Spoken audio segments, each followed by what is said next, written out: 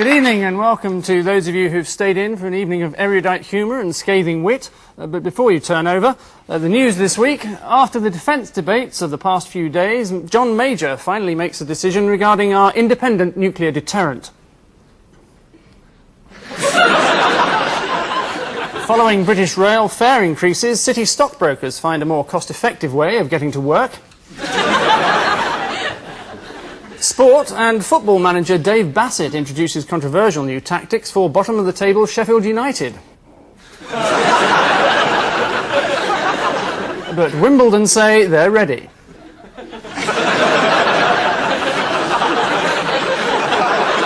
In Zimbabwe, world leaders pull crackers at a high-spirited Commonwealth conference, and Her Majesty the Queen wins the paper hat.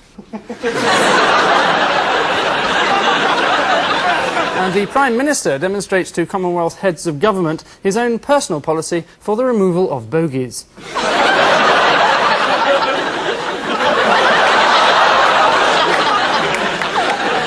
As usual, a panel of top-notch star celebrities has been replaced by a few semi-names desperate for the publicity. On Ian Hislop's team, someone you normally see pursuing trivia and asking obscure questions. That's in his role as presenter of Right to Reply, Rory McGrath.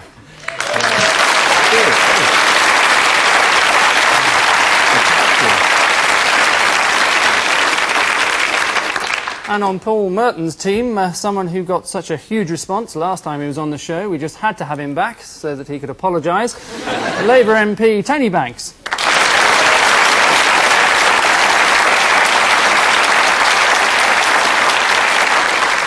So let's lunge headlong into our opening round, in which we ask the panellists to identify a piece of film footage purchased at massive expense from BBC News or stolen at no expense whatsoever from ITN. Ian and Rory, what's the end of an era here? Somebody faking an orgasm, I think. That's Egg Cup TV. They're burning the sofas. There we go. Mrs Thatcher has taken full responsibility for the collapse of TVM. So she wasn't all bad, was she? She was, yes she was. That's, yeah, dubious comment. She sent round a letter apologising to TVIM for the fact that they're not going to have their franchise anymore. It's an extraordinary precedent. I mean, we'll all be getting letters soon. Sorry about the poll tax. Sorry about that stain on your living room carpet. The worst thing about TVM games, we'll never know now whether Mike Morris actually looks like that or whether he wears a stocking over his head. And I would probably go for the latter. Yes, absolutely right. It's the ITV franchise auction, which saw the demise of Thames, TVAM, TVS and TSW. London Weekend, makers of Blind Date, You Bet and Beadles About, retained their franchise because their competitors didn't meet with the quality threshold. God knows what programmes they came up with. The highest bidder system came in for some considerable criticism, since Central's bid of £2,000 was accepted and Thames' bid of £32 million wasn't. Thames claimed this was because Mrs Thatcher took offence at the documentary Death on the Rock. Just as well she didn't watch Des O'Connor tonight. As Ian mentioned, Mrs Thatcher actually wrote TVAM's managing director Bruce Gingell a letter in which she apologised and admitted she was wrong. Apparently the letter was delivered by a flying pig. Paul and Tony, who's this and what's he got to celebrate? Right. Judge Thomas, yes, isn't it? Yes, Judge Clarence, guess the size of me John Thomas. And that's... Long Dong Silver. That's right. Yes, absolutely right. It's Judge Clarence Thomas, who was accused of demanding sex from women, showing them pornographic films and calling round to their flats late at night, which almost cost him his seat in the Supreme Court of America. Over here he'd probably been promoted to DPP. His jury numbered among others such bastions of morality as Senator Edward Kennedy and Joe Biden, who used to steal speeches from Neil Kinnock and pass them off as his own. Being reprimanded by those two is rather like being told to sit up straight by the Hunchback of Notre Dame. The American legal system has been criticised for putting people through long, drawn-out ordeals that take months to resolve. The British system is much more straightforward. Social workers simply come round and kidnap your children. Ian and Rory, who are these nice young men? Go to Dave Clark 5. No, it's the Young Conservative. Yes. That's it. Pre-conference rally, yes. It's not this country at all, it's Germany, isn't it? It is Germany, Germany. yes. And it's, Well neo-Nazis are on the rise again In East Germany. in East Germany. Then what's little Nazism in Germany ever done any harm to anyone? The far right claim that Hitler's reputation as a heartless mass murderer has been fabricated by foreign newspapers, and that he was in fact a lovable, cuddly Austrian. Just when he went on holiday, he liked taking a lot of men in tanks with him. Germany has also announced this week that it intends forming a combined army of French and German soldiers. The workload will apparently be split fairly down the middle. The Germans will be in charge of advancing. Paul and Tony, whose is this vision of El Dorado? Oh. Yes, this is Prince Charles' attempt to bring back serfdom, isn't it? This is going to be his model for a new town. It's called Chumpton. It's lovely. It's called Poundbury, I think. It is called Poundbury, yes. Very good. It's Prince Charles, our future monarch, who's sponsored an entirely new village which is being designed to look like medieval Siena, which is a perfectly reasonable idea, putting it in the middle of Dorset. Everything about the village has been designed in the most immaculate taste, which means Andrew and Fergie are banned for life. A spokesman for the Royal Institute of British Architects said people could not be happy living in such a backward-looking environment. No, what they obviously need are concrete high-rise blocks, pitch-black urine-stained underpasses, and giant shopping malls where you can be stabbed by 14-year-olds. Incidentally, Prince Charles and his immediate family were accused by Princess Michael this week of being more German than she is. But Charles laughed off this suggestion and said, "Es war ein liebeliche Überhaupt." So you actually got the German bit right and the English bit wrong. It is curious, isn't it? And rather sad. Which brings us gaily to the end of this round, at which point I can tell you that both teams have a massive 4 points.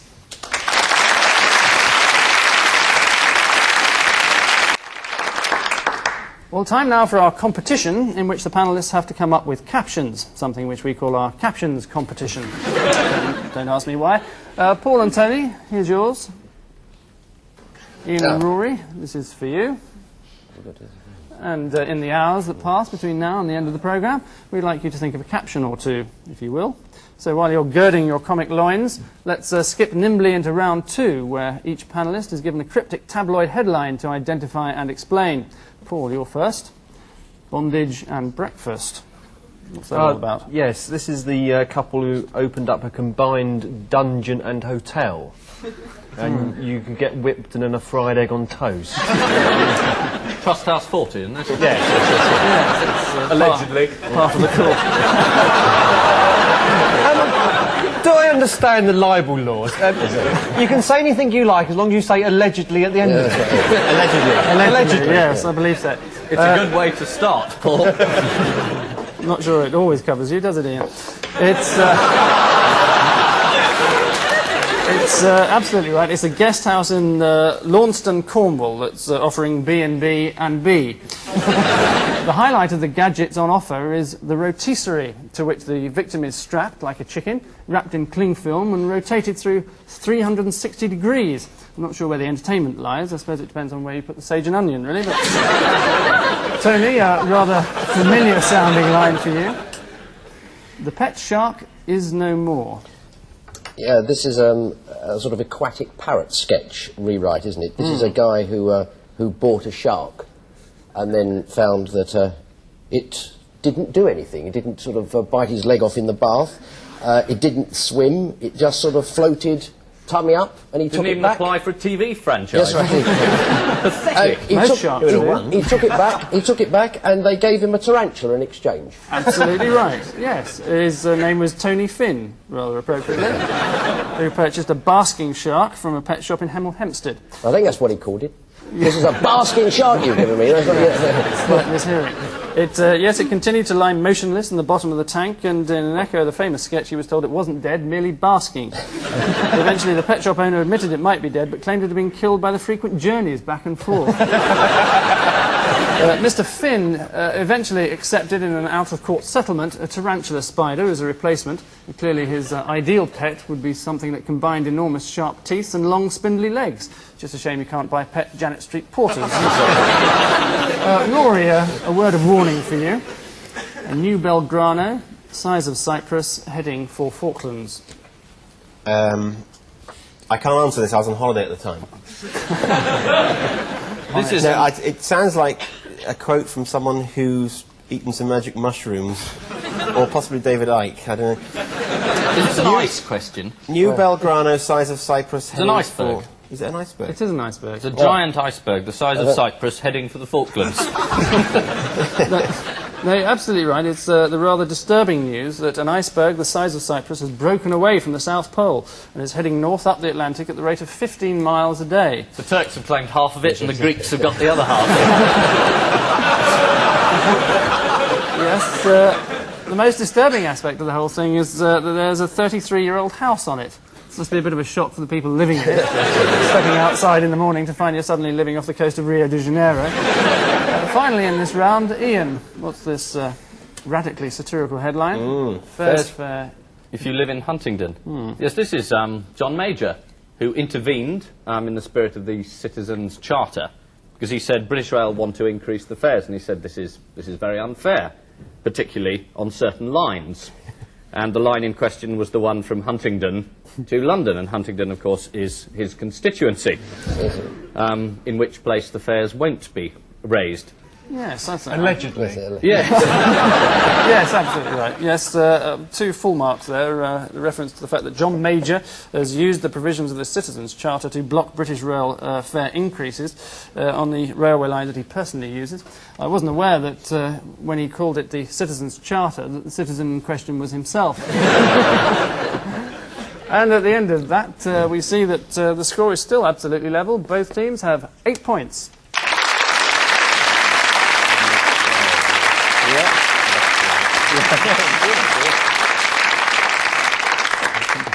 And so we come upon round 3, wherein lies a tatty selection of unconnected film clips and a salient piece of music that together encapsulate a major story of the week. Ian and Rory, can you untangle this? They're selling sky dishes in Asia. Oh dear.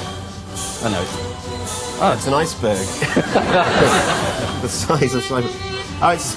Wogan's latest guests getting desperate. Oh, it's Wogan's content. The music is the World Service.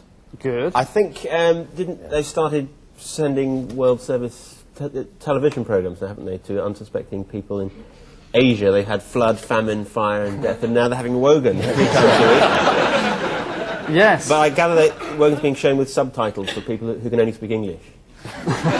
It's BBC Television's new World Service, being now broadcast to a few Europeans and several thousand million Asians. The third world will now be subjected to Wogan 3 times a week, plus what in the BBC's opinion is the best of British television, from the clothes show to That's Life. So if you're being tortured by the Khmer Rouge, what better way to lighten the mood a little than watching Esther Rantzen hold up an amusing shaped vegetable? Go to the Wilcox. Her husband. Allegedly. Paul and Tony, here's your unsavoury compilation. Prescription notes. I'm in trouble. Got up 2,400%. Oh, I know what this is. The new upmarket breakfast TV. Standing next to me. No, it's not breakfast television. Comes to my It's face, communion hosts, and my fairy heart liquid, begins baked to beans. race. It goes boom, Oh, this is how TVAM felt earlier That's this right, week. yeah. Yes. It's about the National Health Service, and certain things you can't get anymore, like communion wafers on prescription, Baked beans, fairy liquid. baked beans. Treatment in hospitals. I think yes. Actually, I'm surprised they stopped giving baked beans, because I thought if you ate enough of them, then you could get home from your operation under your own steam without using the ambulance service. Allegedly. Allegedly. Yes.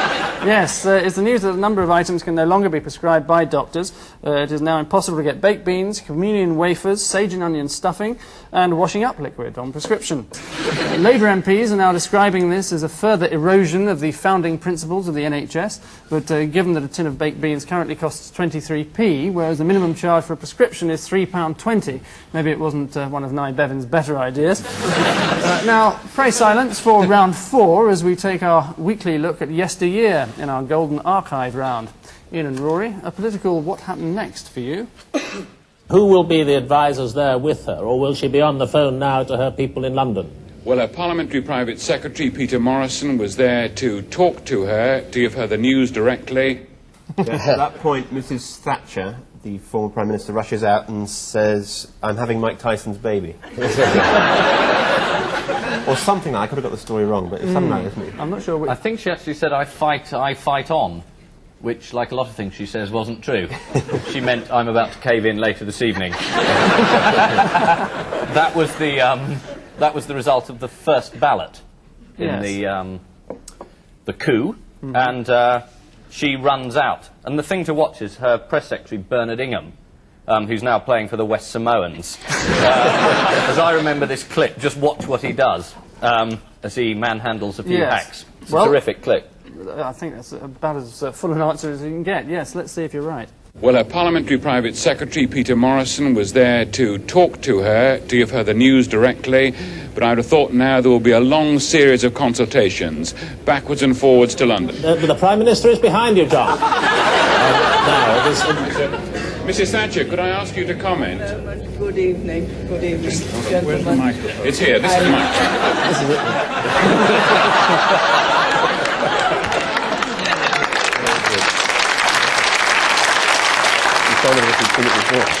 Yes, it's John Sargent, up to that point chief political correspondent for the BBC, and now TVAM's weather girl, being surprised from behind by Mrs Thatcher. Horrifying thought at the best of times. Paul and Tony, another prime ministerial what happened next for you, of a slightly different vintage. Ooh.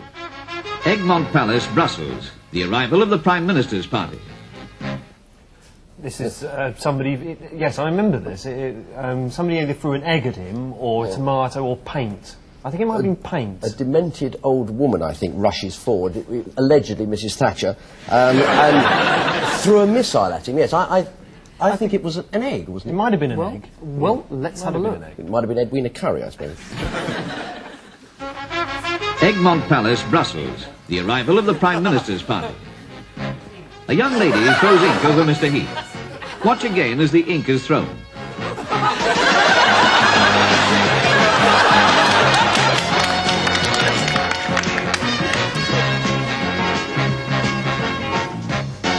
Some time later, Mr Heath rapidly left for a cleaner. Yes, the young... If it had been Margaret Thatcher, Bernard Ingham would have laid the woman out with one punch, wouldn't he? Or one bite. Yes, well, that blast from the past means that at the end of that round, both teams are still level, still neck and neck, 12 points each.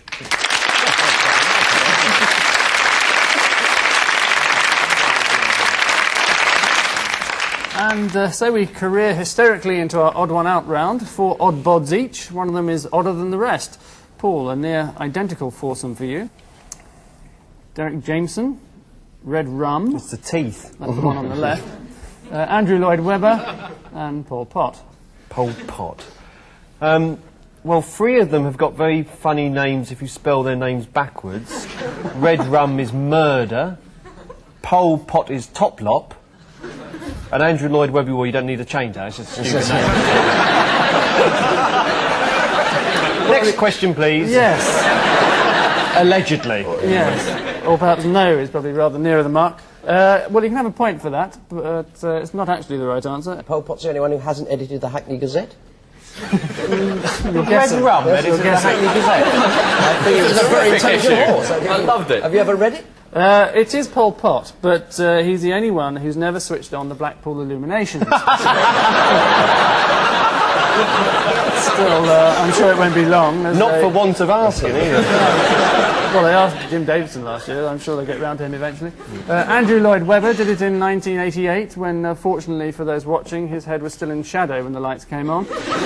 Red Rum did it in 1977 when they obviously had to build a special apparatus for a large, clumsy animal, which came in very useful when Derek Jameson did it the following year. Pol Pot, incidentally, was in the news this week as the Sunday Times reported he had turned vicious. Nice to know he was only fooling around before. Tony, 4 uncompromising dictators for you. Gorbachev, Khrushchev, David Owen, and Maggie. Well, I was tempted to actually say David Owen because he's the only one who isn't bald. But I think... I think it must be Gorbachev because he's the only old Stalinist who's still in office. Well, not as such. Well, clearly David Owen has never been the leader of his country. Clearly. So that would make him the odd man out. All the others have had coups against them. Absolutely. Is that the right answer? It is the right answer. Well All done. three of them have. say- No, you don't need a coup You when don't you've only got need one to- person Rory. in your party. Have a coup against yourself. no, Resign, David. All right, I'll resign. All right. Rory, a motley crew for you.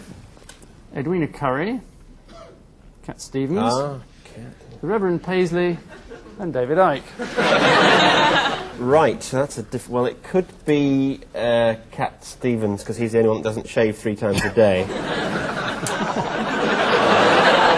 It could be Edwina Currie. She's the only one that speaks English, because Cat Stevens now speaks Islam, David Icke speaks in tongues, and, as you know, Paisley speaks absolute bollocks.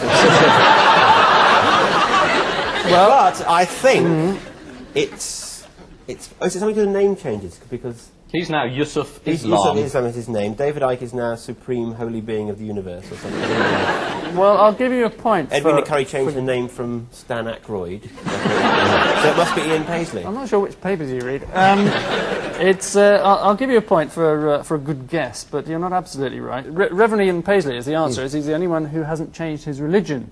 Edwina Currie changed from Jewish to Christian because of her marriage. Cat Stevens changed from Christian to Islam just so that he could release all his records again under a new name, Yusuf Islam. Didn't work. And David Icke has changed from being a devout Christian to being son of God, which I think by anyone's standards is a promotion. In a pretty major way. And finally, Ian, 4 bouncing beauties for you. Robert Maxwell, Tiny Rowland, Oh dear. Nicholas Ridley, and Zola Budd. All of those people are British citizens. Robert Maxwell was originally Jan Hock from Transylvania. Czechoslovakia, sorry. Tiny Rowland was originally Roland Furop, who was German. Fantastic knowledge of useless things. Zola Budd was originally Zola Budd, which is in Birmingham. Good. And they've all become British citizens, and Nicholas Ridley was born here. He's in fact German. Yes, I can't fault you. It's Nicholas Ridley, as all the others have changed their nationality. Just to clarify it, Tiny Rowland, formerly Roland Furop, interestingly only 2 letters away from Führer, changed from German to British. Robert Maxwell, formerly Jan Hock, interestingly only 10 letters away from Fat Bastard. Changed from I think that's extremely unfair. well, because you didn't get to say it. No, I think it's unfair on bastards, I think. Which quick trip round the globe brings us back to the end of this round, at which point, well, at last there's some difference. Ian and Rory have 17, and Paul and Tony have only 14.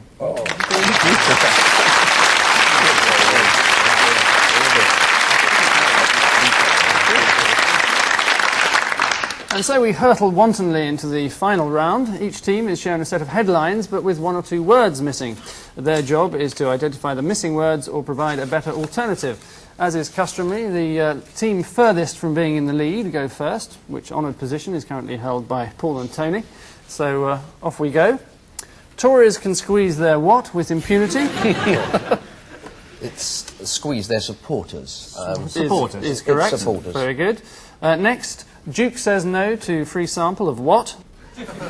Reader's Digest. You may already be a titled landowner.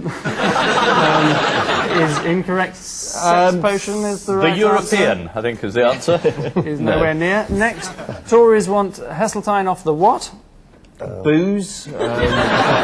Police charges? Fence. Leash is Choir correct. Certainly not choir boy. Next, Allegedly. next, BR's £260,000 for new what? Cheap day return.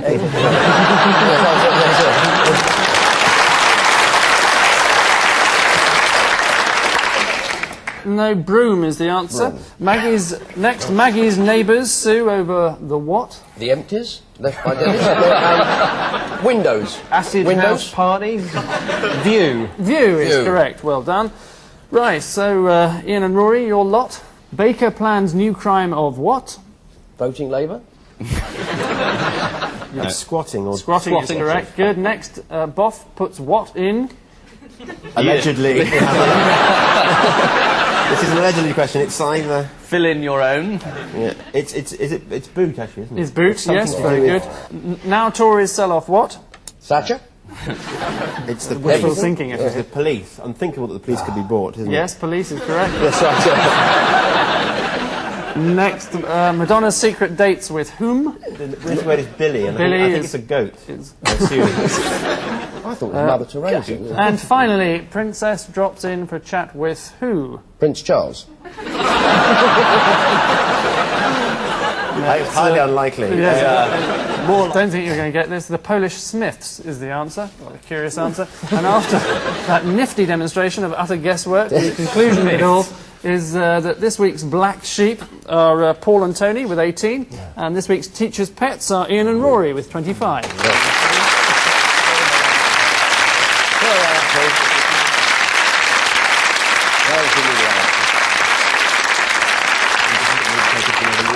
So congratulations to our winners, but for our losers all is not entirely lost because we still have our caption competition. Paul and Tony, what do you think of for this one? New urinals open up in Hyde Park. Now you can buy the other bit of BT that you don't own. Very good. Ian and Rory, what about yours? I think it's Major saying something like, "I'm afraid this is all I could manage, Doctor."